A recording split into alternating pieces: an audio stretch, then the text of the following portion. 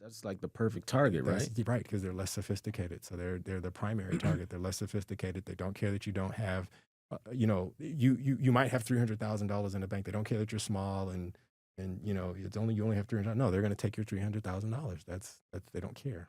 Welcome to the EMP podcast, where hustle meets strategy, hosted by JP and PJ. PJ, introduce our special guest today. All right, so we have, what the hell? So we have a guest, we have Damian. Hello. Oh, no. Why don't we just start from the top, we'll cut all this out and then Jonathan starts again. Nah, we're good, Nah, we always do a one take. Nah, we do one take with no two takes. So today we have Damian Davis with an MBA and a managing partner at 𝗧𝗵𝗲 Solutions, an author of the 0-Day Files, with over a decade in cybersecurity experience and, cyber liability, cybersecurity, and risk management. Damian can share how businesses can protect themselves from the evolving cyber threats while understanding the insurance and legal landscape. From practical cybersecurity tips to insights on bridging the gap between IT security and corporate liability, Damian offers a rare insider perspective of every business leader's ideations and everything they need to hear. So what do you have to say for yourself, Damian? Absolutely, and I appreciate you guys for having me. Managing partner at 𝗧𝗵𝗲 Solutions. I started back in 2011. Before that, I was on the insurance side, personal lines. Did that for about 3 years, thought there had to be a better way. So got into commercial insurance, started into cyber liability, which kind of gave me a front row seat to a lot of what we're reading about in the headlines today. So, I like to kid and say I was one of the underwriters that could tell the difference between EDR and MDR. That's a kind of a geek joke, but it really did give me more of an insight, not only into the technical side, but also into the financial loss piece, which is important as well. The 0-Day File Cybersecurity Unveiled exists to present a basic, more practical framework. We could delve into things like DLPs, data loss plans, and continuous integration and continuous development, kind of frameworks and things like that. But ultimately, the idea is that we were talking about this earlier. 73% of CISOs right now say that they feel underrepresented, underdeserved, or underheard in the boardrooms. And I think, as I mentioned earlier, I think a lot of that is because of the disconnect in the ability to communicate. I like to use the analogy of, this recent trend that we saw with, DEI and chief DEI officers. Those folks were hired to help boardroom members understand DEI better. And that's really what CISOs are hired for. They're not hired just to be the folks that are running the technical piece, but to be able to communicate why the spend is necessary, what they're spending the money on, and how does it increase ROI. And so, being in insurance, we had a front row seat at that and understanding the financial loss, the financial impact of various organizations. It didn't really matter the size of the organization. It could be $1 billion organization. It could be a $500,000 organization. The limit loss could still be the same. It just depended on the information and the InfoSec posture that they had. So in a nutshell, again, the 0-Day File Cybersecurity Unveiled is a compilation of narrative case studies based on some of the accounts that I worked on and the claim scenarios that I had, again, a front row seat to, technical analyses, and then implementation guides designed to bridge the gap in conversation between the technical and non-technical business person. All right, thank you for that. We have another guest here as well. This is my what's cousin, Anish. He's my CTO at 𝗏𝗏𝗏𝗏. It's one of our companies that we run together. It's a sports and social community hub for the new sport paddle, but eventually expanded to all racket sports. Would you like to introduce yourself? Yeah. My name is Anish. I am PJ's cousin, and I am a student at Virginia Tech. I am also his CTO and solo dev for 𝗏𝗏𝗏𝗏𝗏. All right, so Damian, we're going into the veil of cybersecurity. Oh, that's really nice. But how do you see the rise of AI to the harm of cyber attacks during the liability on the cyber process, because there's no current rule sets on how AI functions against cybersecurity. So what's your take on, the policies that should be implemented within the next 5 to 10 years? Yeah. So, for those who know, the MITRE framework has kind of, been broken down. That was primarily kind of what the guidance that we had in terms of how AI was to be implemented. It was completely federally subsidized, so that program has gone away. So since then, folks are kind of scrambling right now to develop, some sort of guidance and understanding. I think, for what's been developed, it's been good. If you think about a few years back, when Facebook was kind of first playing with it, right, and they had the computers talking to each other, and they were speaking in what we now know as gibberlink. But it was a language that we didn't understand. We understand it, we can translate it now, but we didn't know it back then. So the computers start talking, and they just pulled the plug. And I always like to think about I forget the movie now, but it's they just came out with a sequel. But they uploaded the AI software into the little doll, and the doll kind of started went rogue. Was that like that Megan Megan, Dow yeah, or something like that? It was But- Megan. Oh, I Yep. remember now. Yeah. And so You now know they what got we're a talking Megan too. about? No idea. I was just thinking of Ultron, but okay. That's another one. That's a part of it. Yeah, I'll tell you, my favorite is actually it's a movie called Machines of Man, which is like Terminator on steroids. Oh, wow. It's not like the computer generated stuff flying around, but actually a scenario where they the United States government created death machines, airlifted them and then parachuted them down into a village that they wanted to test it on, where basically they were there to kill everybody. One of the androids, their mother brain came out, and then it began to start to think for itself. In other words, it became sentient. Oh, And goodness. so that's really what we're looking at right now is when it gets to a point to where when you look at AI software that's developed to handle like threat level 1, level 2 threats and like security operations centers. They're not sentient, right? They can't think for themselves. They can't update themselves, right? They can't, develop. They don't have a conscience. They run through a playbook, and that's it. And we've had that for years, right? Basic endpoint detection and response software was based on running through prompts, and then after so many prompts, it just said, "Oh, I guess you're okay. You've been messing with me for a while, so I'll let you in." And if there's nobody there to field the notifications or to answer the prompts, then bad actors get into the get into your network, and that's the end of the show. You may as well get your checkbook out. So.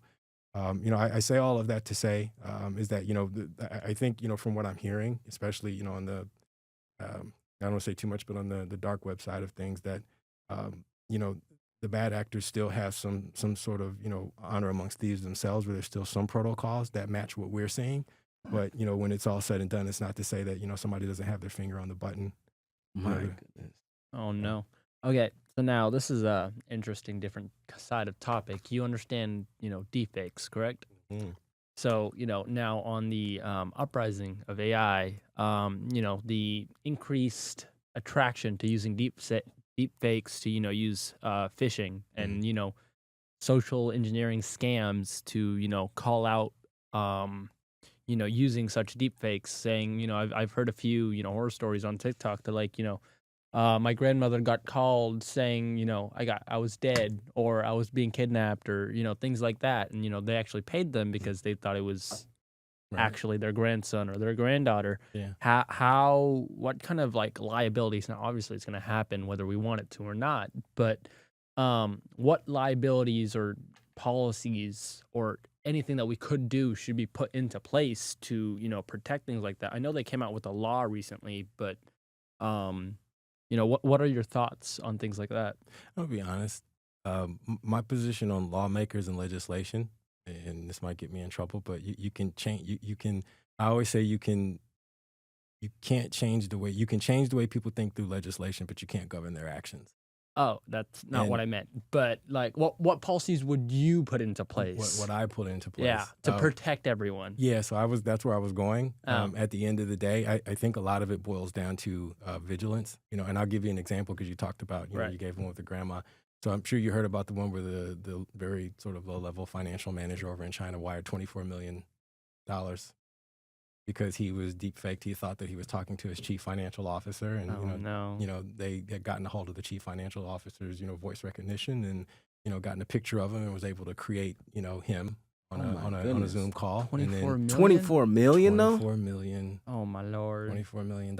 And the idea is that, maybe don't wire $24 million.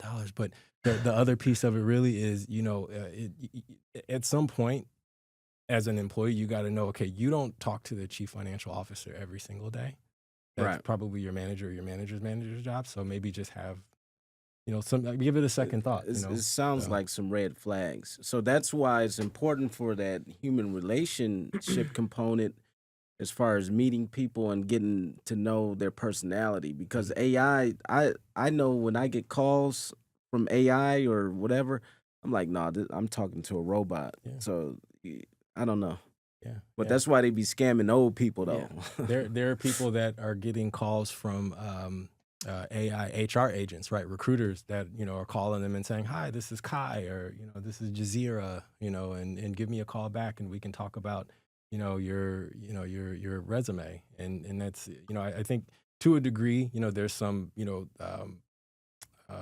there's some getting used to that we have to have, right? There's some adjustment that we have to make in society. But, in terms of what you were talking about, legislations and policies, I really kind of came on today to kind of advocate for common sense. At the end of the day, I really don't think that it's a matter of I think whenever something impactful happens in society, we then turn to legislators, say, tell me what to think, tell me what to do. And it doesn't always work that way. Deep fakes are nothing more than social engineering, right? It's just, in a very, very, very technical way. And so we kind of have to still be able to have some sort of common sense. I mean, my grandmother's gotten those calls too, but she had enough sense to call me, to text me and say, Is that you? Are you okay? And, so we have to, I think to a degree, there's some getting back to that. There's a level of practicality that we have to have, right? Not getting too far off into the deep end of technology, technicality, and laws and legislations and all that kind of stuff. Sure, there needs to be framework, again, like what they were working on with 𝗓𝗏, right, for governing how AI is to be used. I can't say too much right now, but we're working on an AI product of our own, right? We're going to jump into the pool, but we've got somebody for AI governance on our board to kind of help us understand the implications to get out in front of what we know legislators and lawmakers are probably going to be asking, because they're going to get involved anyway. So, you said you're in the, liability space, correct? What's the most common, cyber liability claim that you've, seen, in the industry you're in? Yeah, I would probably say the biggest one is not having multi-factor authentication in place. So just kind of give you a little bit of background in terms of, DIS Risk Solutions. We do it a little bit different. So you might see cybersecurity firms that will, advertise that they can get you an insurance quote, but we actually have our own program through Lloyd's of London. So if you look on our website, you'll actually see the terms and conditions of our policy. There are some cybersecurity firms who have marketed, offering the technology, the cybersecurity stack, as well as the financial loss. And it's like very inexpensive, but the idea is that there's third-party and first-party coverages that are covered under a cyber insurance policy. First-party coverages are really the meat and potatoes of why any business would buy the policy. It covers, public relations, implications, credit monitoring, notification costs, data breach, coaching, legal advisory services, all of those first-party expenses that a business will incur, not if, but when will incur, right, when a cyber incident happens. Then there's third party, right? So that's like claims expenses, regulatory fines and penalties, with sometimes fines and penalties, but a lot of times really just fines. And then there's, third party suits, right? So like, class mass actions, right? Consumer redress funds, things like that. Massive, claims expenses are being paid on that. No insurance carrier has ever said, right? Like they're not paying anything on that portion of the policy, so they're able to let it go for dirt cheap. So the idea really, again, shameless plug for the zero-day file, Cybersecurity Unveiled, is really to help businesses across various landscapes understand the importance of a well-rounded cyber risk management policy. So it's not cybersecurity, it's not cyber insurance or cyber liability, it's cyber risk management. Cybersecurity protects the organization. Cyber insurance or cyber liability insulates the balance sheet. You're very passionate about what you do. So what is the most thing that's satisfying or that you love about what you do in this industry?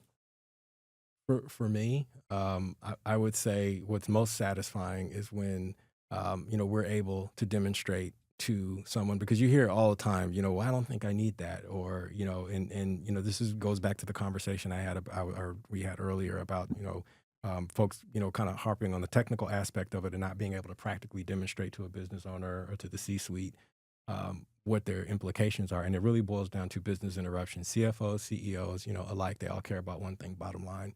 And so what is the financial impact? Have you been able to come up with the formula that helps them understand what are they going to lose, right? And you know, you asked earlier about claims examples. I mean, I've seen healthcare organizations lose $3 million a day, right? Because, you know, we went to them, we said, hey, you know, this is, you know, what your financial loss implication is. This is what we modeled for you. This is what's going to happen. We were relatively close. And, you know, the IT manager who thought we were his worst enemy, he was like, we don't need the insurance. My firewalls are the strongest. My encryption is, you know, I have triple encryption on all of our data.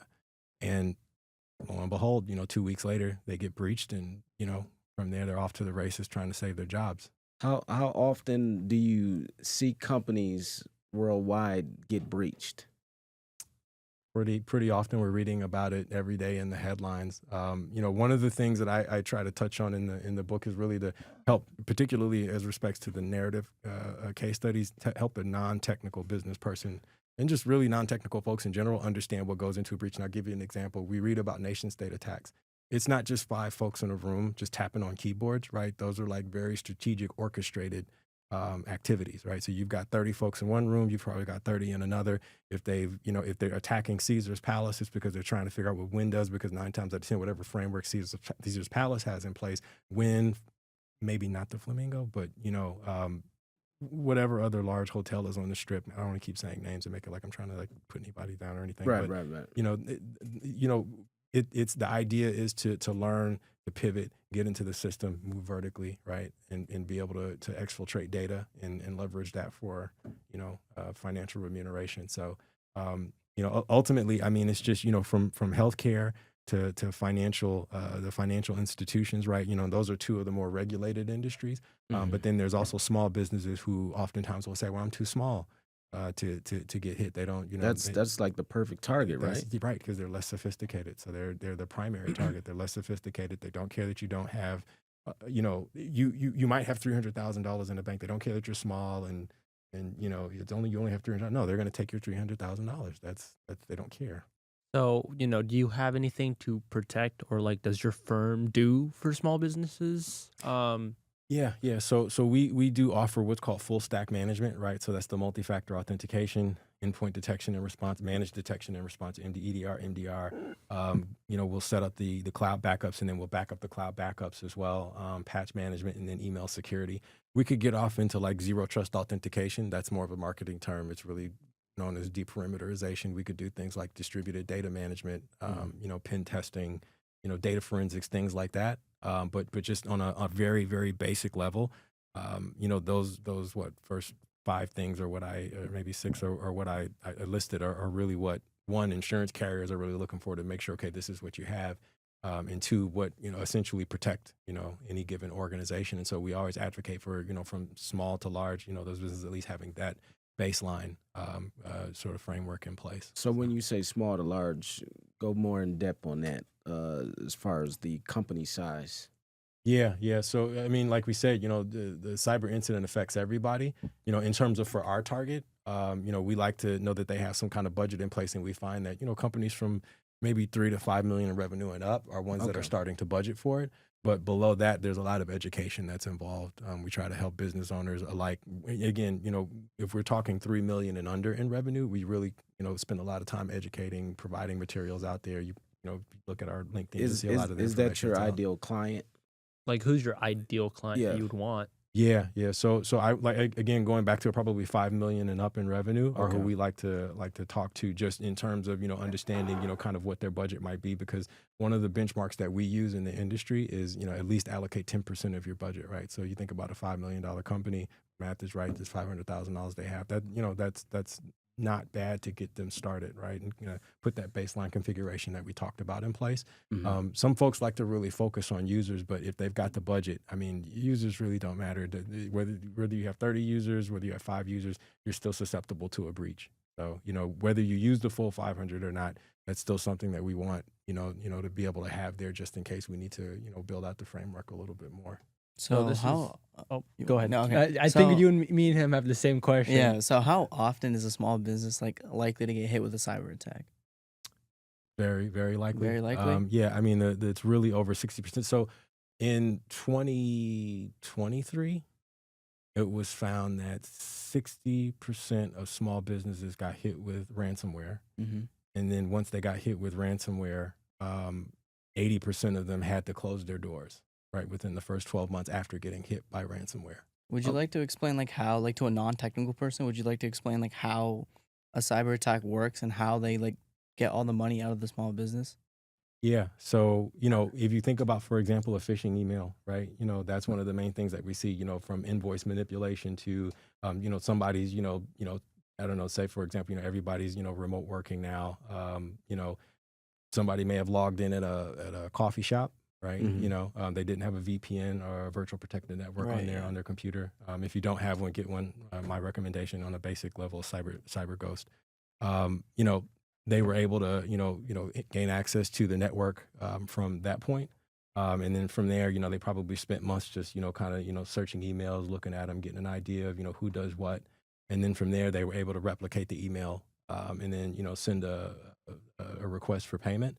And, again, if people aren't being vigilant, then, payment gets sent.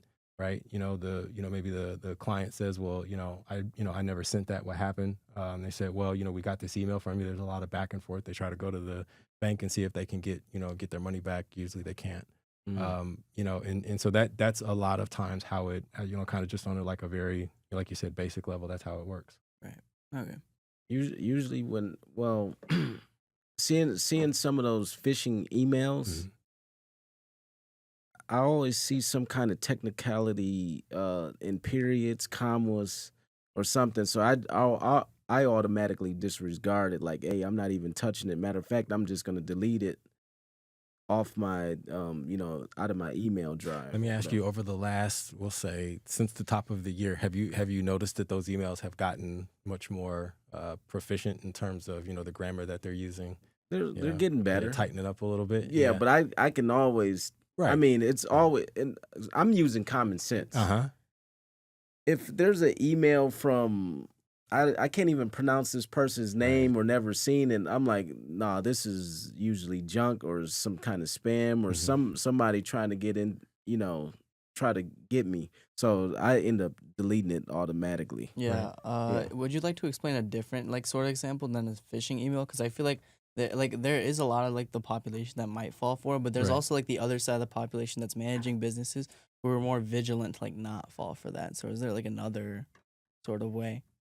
Yeah, I mean, the biggest thing is clicking on links if you're talking about organizations, right? Your average employee, that's probably the biggest thing that we see is human error. That's really how they get into the system. Sometimes there's brute force, right? Sometimes there's,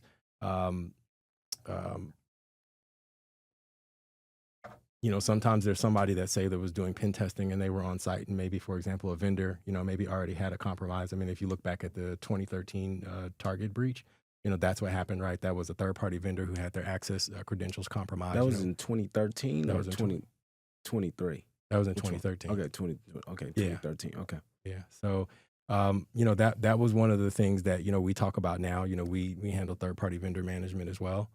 And so then that's ultimately, when credentials are compromised, that's one of the access points that they use as well. Like I said, employees clicking on a link that, to an email that we talked about that might be a access point as well. Somebody, like I said, gaining physical access, just happen to, at a coffee shop or whatever, like I said, gaining access to, somebody's, machine through, their network through somebody else's machine that way, Right. So on the side of small businesses, how does your book help them understand the basics of cybersecurity and get them into, setting aside something for them? Right. Give me one sec. Because now you got me thinking, man, was it 2013? I looked at it the other day. Oh, as no. far as checking, fact checking. Yeah, I gotta Oh. fact check myself now. Nah, it's probably 2013. It's probably right. I just heard you. We were talking about 2023. How many breaches happen between small businesses and large businesses. So that's why I didn't know if that's why I referenced that year 2023. Yeah. Yeah, I can't, because actually now that I look at it, because we ran through a roadmap back in 2021, and I think social engineering was the phenomenon in 2013. So it might have been 2003. So 2003 then. Yeah. Even even farther back. Man, this industry is constantly evolving. Right. So how do you keep up with being smarter than the people on the back end that's trying to, breach these companies and break in and, steal money? How do you stay sharp? How do you stay in front of, these bad guys? Yeah. There are a lot of companies that do things like dark web scams, Right. scans, kind of understanding bad actor behavior. That was one of the things that, like I said, when we talk about, a cyber incident that we did have a front row seat at was, kind of understanding how bad actors negotiate their ransoms, what they're asking for, at what point we could, the claims folks could help negotiate the ransom down. I would probably say, as of in the last probably 6 years, the cloud backups have really been the big thing. So, there's no real true, I would say there's no real true immutable backup solution right now. Mhm. There are companies that market it, but immutable means that the written file is read only. But, the idea is that if, say, for example, there's no immutable backup or the backups aren't secured, by MFA or, the very strong, encryption framework, then, they gain access to the backups, they copy them, delete what you have. And then at that point is, you get your checkbook out. What would you say to your ideal client that may be on the fence about possibly reading your book or even Implementing your firm for cybersecurity. yeah Yeah. onboarding your firm for cybersecurity, like you said? Yeah.